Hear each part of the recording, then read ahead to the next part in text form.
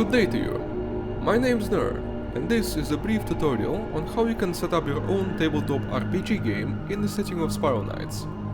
I will describe the way our private group does this, though bear in mind that I'm not an expert, and I'm sure there could be some improvements to the process, but for now, this is what I know.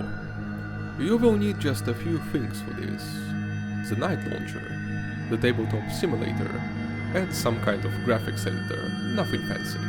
I will put all the necessary links in the description. Bear in mind that this is not a detailed guide, it's more of an overview. So, without further ado, let's begin.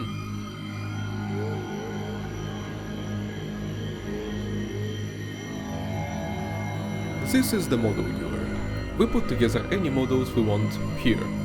I will use an improved Knight model made by Serjinxable, right here.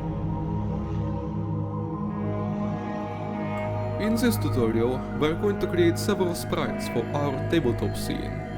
It's going to be a knight, a bunch of enemies, and props. We have many parts at our disposal, so let's create something unusual.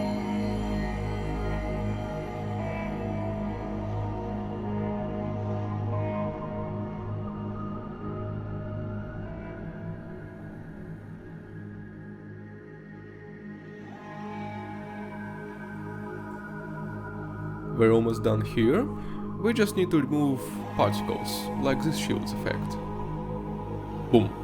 And it's gone. Now we gotta check out the animations, over here. We will need a few of these, like this ready sword animation, which we can also slow or speed up if necessary, and we also need an animation like this, an animation for injury or stun.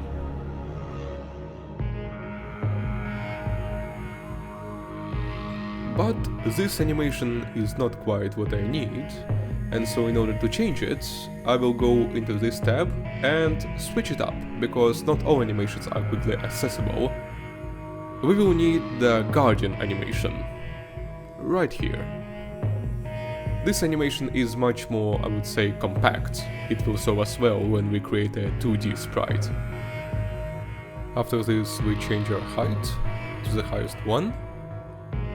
Adjust our camera position like this, and then we turn off the grid and the compass.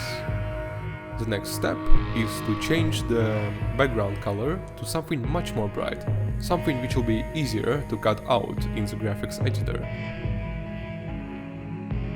The next step is to screenshot and copy-paste into the editor.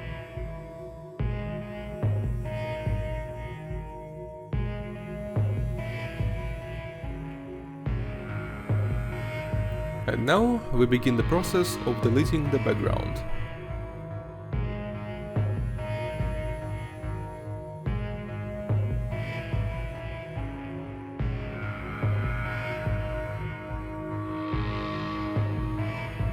And there we go, we got ourselves our first model, or a sprite.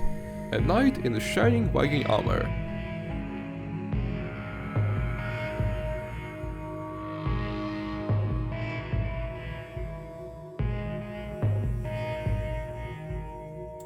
Well, this was just the beginning.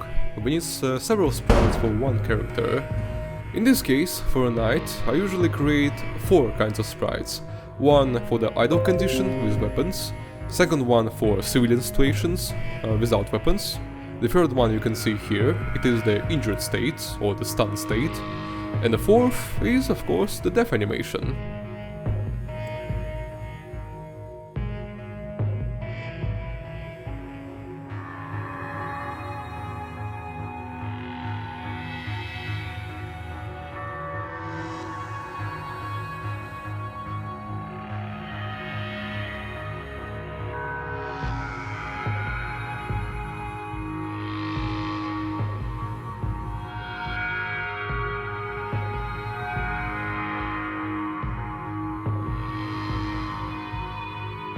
The same process applies to enemies and also props, things like blocks or decorations and other things.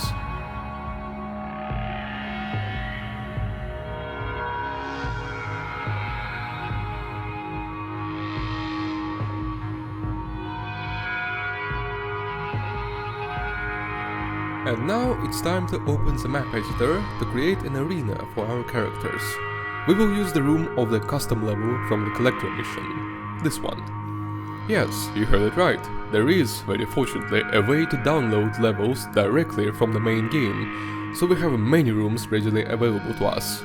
We just need to hide the unnecessary parts. It takes a while. The editor is kind of unintuitive to use, to say the least.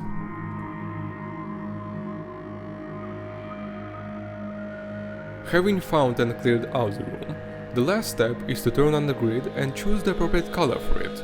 Then, take a good angle in order to make the screenshot of the arena. We will need the grid in order to split the floor into tiles. The grid doesn't do this perfectly, as you might have noticed, but it's quick, and it works, with a few adjustments, so we'll take it. It's better than drawing the lines by hand after all. If you don't plan on having a concrete combat system in your TTRPG, then you are free to skip this step.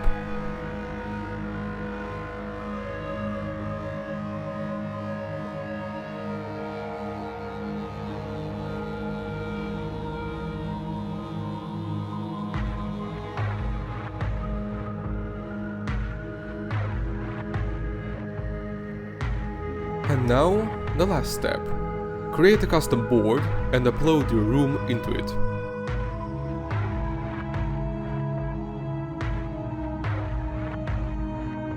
Then, upload the sprites.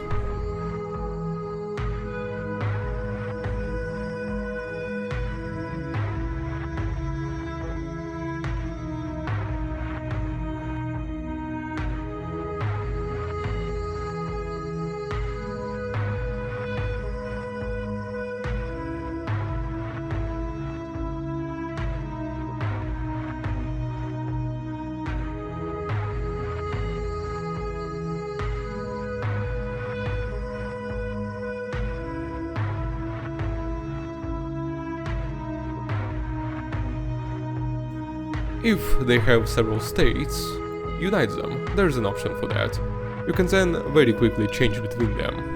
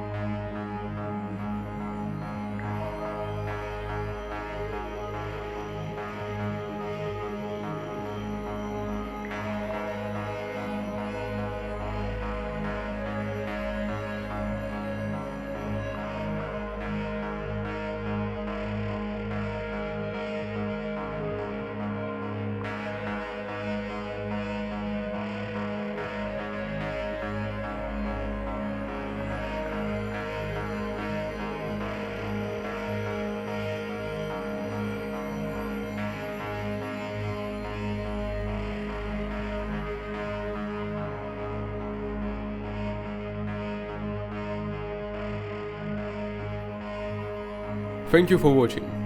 I hope you find this useful.